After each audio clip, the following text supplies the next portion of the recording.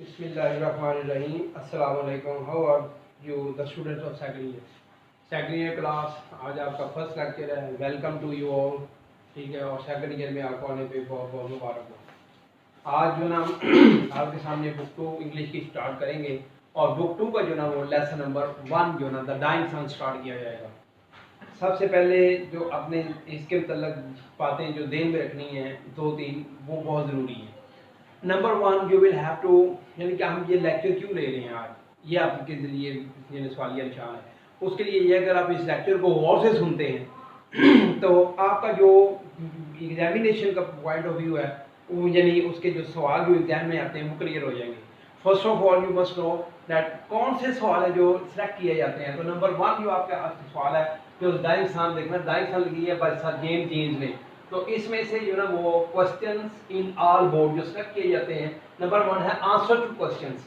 और answer to question देखें, सवालों के जवाब देने पे 6 question that you will have to attempt out of 9 question will be given or you will have to attempt 6. or as you know each question contains 2 marks, therefore 2 into 6 is equal to 12 marks के ये question answer हुए. दूसरी बात जो है synonyms from, ये जो आपका डाइंग सन वाला चैप्टर है इसको हम, ये डाइंग सन चैप्टर नंबर 1 है और ये इसका ये पार्ट 1 है एसेज का. ये बुक 2 के 2 पार्ट हैं, एक एसेज है एक हीरोज है. तो पार्ट 1 में जो एसेज है वो 10 एसेज हैं और वो मुख्तलिफ राइटर्स ने लिखे हुए हैं. उन 10 में से यानी 10 चैप्टर में से आपको only 3 synonyms will be selected. 3 सवाल दिए लिए जाएंगे अंडरलाइन लव्स, जिनका अपने मीनिंग सेलेक्ट करना होता है और इस तरह ये मिला के आपके हो गए 15 नंबर. तो इस तरह सिनोनिम जो होता है मुतरादिफ अल्फाज जिनका मीनिंग सेम होता है वो ढूंढने होते हैं. 3 नंबर के वो हुए, 6 नंबर के सवालों के जवाब मिला के ये हो गए 15 नंबर. तो ये 15 नंबर का क्वेश्चन आपको बुक 2 पार्ट 1 में से सिलेक्ट किया जाएगा आउट ऑफ दीज 10 चैप्टर्स. अब अगली बात देखें तो ये इस लेक्चर को जो बच्चे गौर से सुनेंगे तो उनको ये क्लियर हो जाएगा, ये जो इसका मतलब कि कंसेप्चुअल पॉइंट है वो क्लियर हो जाएंगे. क्योंकि पार्ट 1 में जो आपने ज़्यादातर सवाल सेलेक्ट किए जाते हैं अपने तैयार किए थे और जो सेलेक्ट किए जाते हैं वो तो है पेपर ही नहीं हुए, लेकिन जो पार्ट 1 में क्वेश्चन सेलेक्ट किए जाते हैं वो होते हैं that are given at the end of the lesson. सवालों के यानी जवाब जो एंड में दिए होते हैं लेसन के वो सिलेक्ट किए जाते हैं. लेकिन सेकंड ईयर में this is not the situation, मामला ज़रा डिफरेंट है. और वो मामला ये है कि क्वेश्चन आंसर ज़्यादातर जो सिलेक्ट किए जाते हैं वो एटलीस्ट 80% क्वेश्चन वो होते हैं that are not given at the end of the lesson. यानी वो जो अनसीन क्वेश्चन हैं यानी विद इन द लेसन जो खुद से बनाए होते हैं, सेल्फ क्रिएटेड क्वेश्चन होते हैं, वो सिलेक्ट किए जाते हैं. किताब बुक 2 जो है उसके अंदर तो पहले तो चैप्टर देखेंगे उसके अंदर 5-5, 6-6, 7-7 सवाल हैं. ज़्यादा सवाल ही नहीं दिए हुए क्योंकि ये जब किताब लिखी गई थी तो ये लॉन्ग क्वेश्चन के लिए लिखी गई थी, ये शॉर्ट क्वेश्चन के लिए नहीं थी. क्लियर है. लेकिन बाद में सिलेक्ट किया गया इसको शॉर्ट क्वेश्चन के लिए, तो अब ना ही इसके एंड में शॉर्ट क्वेश्चन है. दूसरी बात जो आपका नॉवल है, ठीक है, गुड बाय मिस्टर चीफ, उसके अंदर भी यही सिचुएशन है कि नॉवल के एंड में 16-17 सवाल है टोटल, जबकि उसको हर साल जो है ना वो एक ग्रुप के अंदर वो 12 क्वेश्चन देगा और out of these 12 you will have to select 8. इसका मतलब सवालों के जवाब जो हैं वो ज्यादातर वो कौन से होंगे, अनसीन. तो अनसीन के लिए का मतलब है कि कंप्रीहेंसिव व्यू आपको होना चाहिए, लेक्चर का कंसेप्ट क्लियर होना चाहिए और राइटिंग जो आपकी फ्लो है उसके अंदर जो है वो अपना ज़बरदस्त का फ्लो होना चाहिए और उसके अंदर ग्रामेटिकल मिस्टेक्स, पहले मिस्टेक से वो अगर पाक होती है तो you can expect to get the full marks. तो आप फिर उसमें से पूरे नंबर लेने की तवक्को कर सकते हैं. तो अब उसके लिए जो सवालों के जवाब है क्योंकि वो अनसीन आते हैं, इसलिए मेरा पहला लेक्चर होता है आपको वो इंट्रोडक्टरी लेक्चर जो है वो आप जरा गौर से सुनेंगे तो आपको सारा कंसेप्ट क्लियर हो जाएगा. आज हम जो स्टार्ट कर रहे हैं वो है dying sun, the dying sun, Jeans और ये सेकंड ईयर का लेसन नंबर 1 है. देखिए the very first thing to be said about dying sun is that कि whatever has been said by James Jeans, जो कुछ भी जेम्स जीन ने कहा था, क्लियर है, दैट इज अगेंस्ट आवर इस्लाम, वो हमारे इस्लाम के खिलाफ है. वी आर द मुस्लिम्स, हम मुसलमान हैं. We believe in Allah almighty, Allah almighty पे यकीन है हमारा. And we know that Allah almighty is the creator of the universe, अल्लाह पाक ही इस कायनात के खालिक है. ये हमें इस बात का जो कि इल्म है, इसलिए हमारा ये यकीन भी है, ईमान भी है. और वो जो जेम्स जीन की बात जहाँ हम पढ़ेंगे वो बिल्कुल इसके हमारे इस बिलीफ के बिल्कुल अपोजिट है. वो इस बात को मानता ही नहीं है कि कायनात अल्लाह ताला ने क्रिएट की है या there is a force in the universe that created, जो है ना वो हमारा यूनिवर्स है उसको क्रिएट किया किसी ने, वो मानते ही. जब ये थ्योरी शुरू में प्रेजेंट की गई थी तो उस वक्त जेम्स जीन चूंकि he is a well renowned astronomer था, इल्मुल फल्कियात का माहिर, तो चूंकि वेल नोन एस्ट्रोनॉमर था, साइंटिस्ट था, बेशुमार लोगों ने इसको वेल अप्रिशिएट किया कि जबरदस्त, क्या बात है, क्या जबरदस्त थ्योरी पेश की है। लेकिन उस वक्त जो पक्के मुसलमान थे जिनका यकीन अल्लाह ताला पे पक्का था और वो जिस बात पे यकीन रखते थे, वो believe in the holy book ला रैब फी that there is no doubt in that book, तो वो चूंकि लोग जो थे उस वक्त भी यही कहते होंगे कि what is written in the holy Quran is true and whatever James Jeans is saying is not true. और आज today the modern science has proved it, उस मॉडर्न साइंस ने आज इस बात को साबित कर दिया है कि बिल्कुल यानी the James Jeans theory has proved to be wrong. It means that Islam's assertion, यानी the assertion of Islam, इस्लाम का जो assertion है, दावा है, claim है, वो कि that God has created, Allah Almighty has created the universe, वो is still, वो आज वो क्या है, still true है, तब भी सच था, आज भी ये बात सच है, क्लियर है।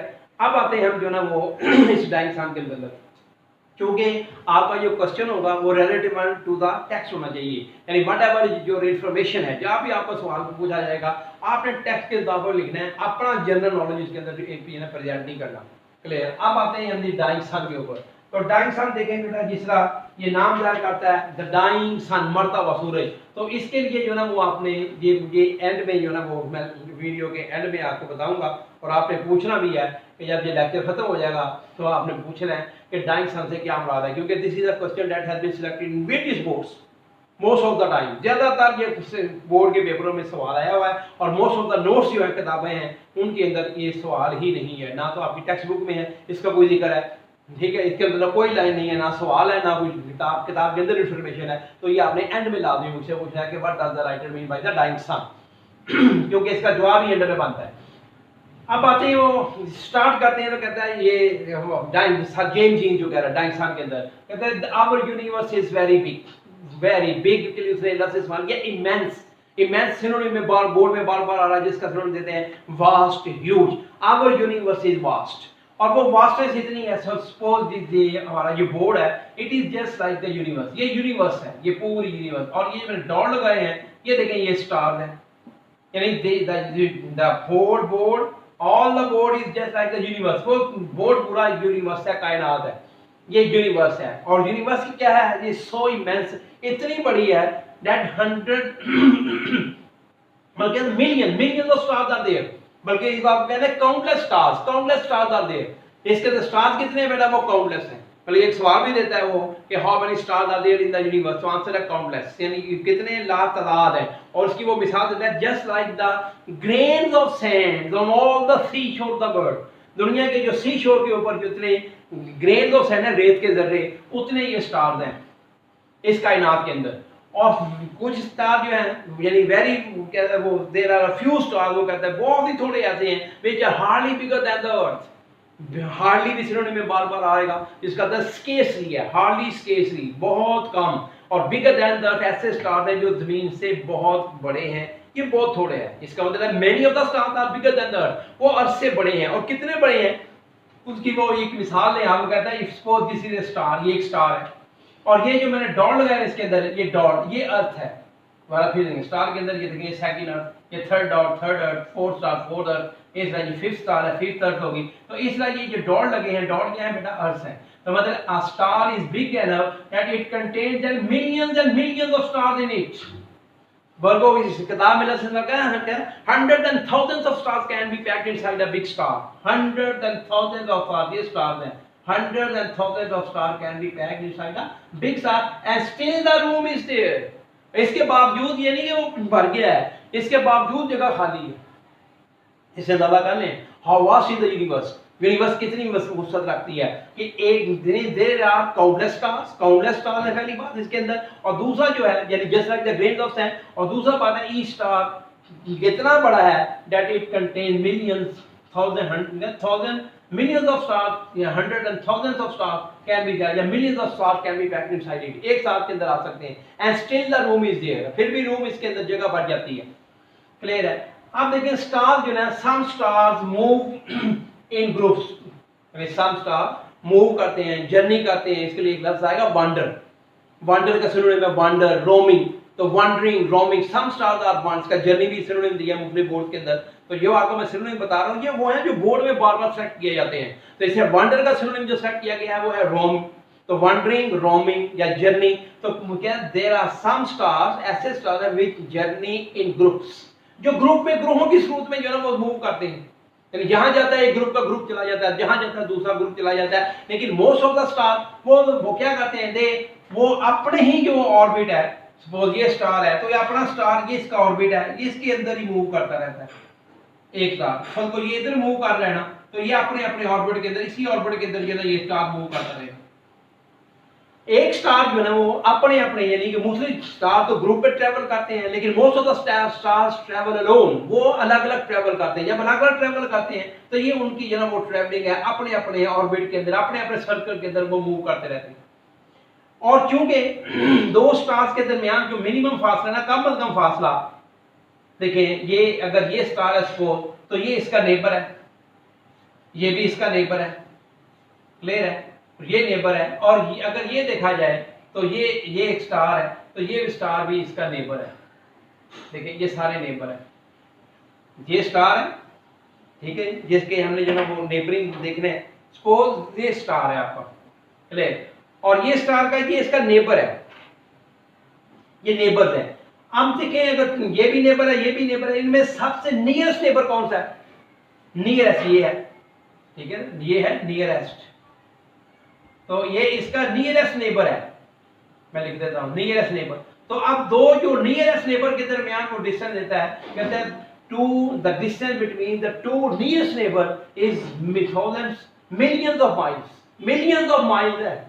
यानी आज एक यानी दो स्टार के दरमियान जो डिस्टेंस है वो मिलियंस ऑफ माइल है, करोड़ों मील का फासला है, ठीक है। तो 10 करोड़ मिलियन होता है, तो ये 10 करोड़ मिलियन माइल का फासला है एक स्टार दूसरे स्टार के दरमियान। और चूंकि as the star is wandering in its own orbit, अपने अपने ऑर्बिट के अंदर स्टार मूव कर रहा है, ये इधर मूव कर रहा है, ये इधर मूव कर रहा है, तो अपने अपने चूंकि ऑर्बिट के अंदर मूव करता रहेगा, तो इसका मतलब है the chances of a star to come near another star in the universe, कि ये स्टार जो while wandering in the space, ये खड़ा के अंदर सफर करता करता फिरता फिरता किसी, यानी चांस उसका क्या है, to come near to another star और कम नियर द सन, कि कोई स्टार सूरज के करीब आ जाए या वो सूरज के करीब आ जाए या किसी दूसरे स्टार के करीब आ जाए, इसके वो चांसेस के लफ्ज़ से वो इस्तेमाल करता है सेल्डम। सेल्डम, सेल्डम का सिनोनिम दिया जाता है जी rare, RAR, seldom, rare, rare, seldom. इसका यूजुअल भी, ये बड़ी लफ्ज़ में बोर्ड में सेट किया गया है, इसके सिनोनिम याद कर लें।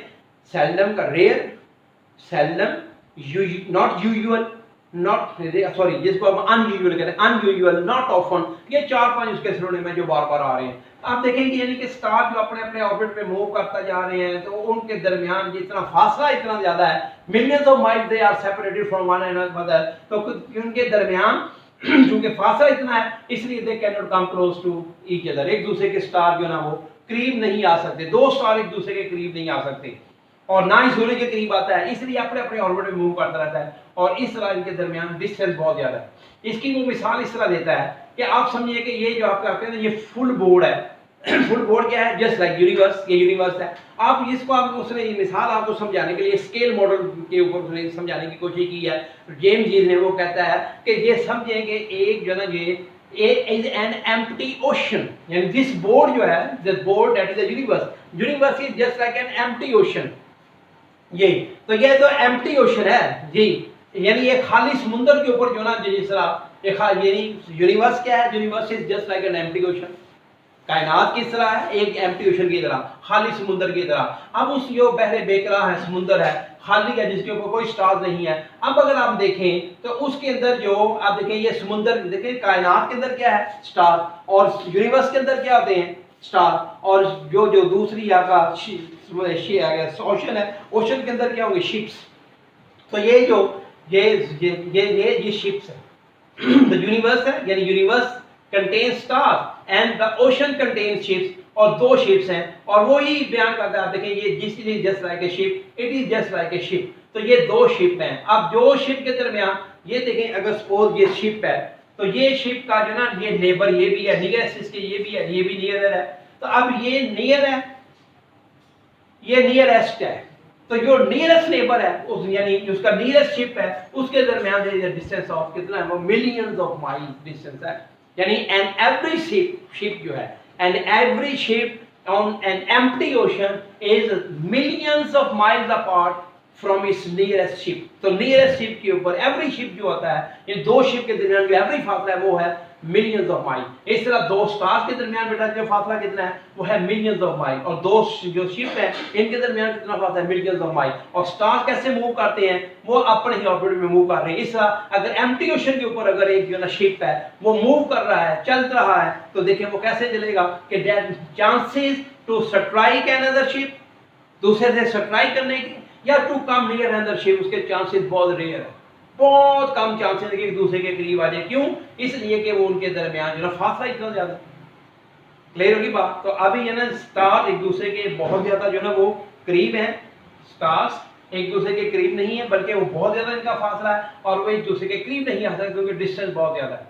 और ये एक दूसरे के करीब इसलिए नहीं आ सकते कि क्योंकि इनके दरमियान डिस्टेंस बहुत ज्यादा है इसलिए दूसरे के करीब नहीं आ सकते।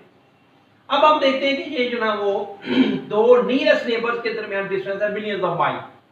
क्लियर? इसलिए स्ट्राइक नहीं कर सकते अपने अपने यानी वो या अपने सर्किट पे रहेंगे। क्लियर है? तो चूंकि ये वीडियो लंबी होती जा रही है नेक्स्ट हम जो ना इससे आगे नेक्स्ट वीडियो में आपको बताएंगे, इसका पार्ट 2 आप देखिए सारा। ठीक है जी, ओके, अल्लाह हाफिज।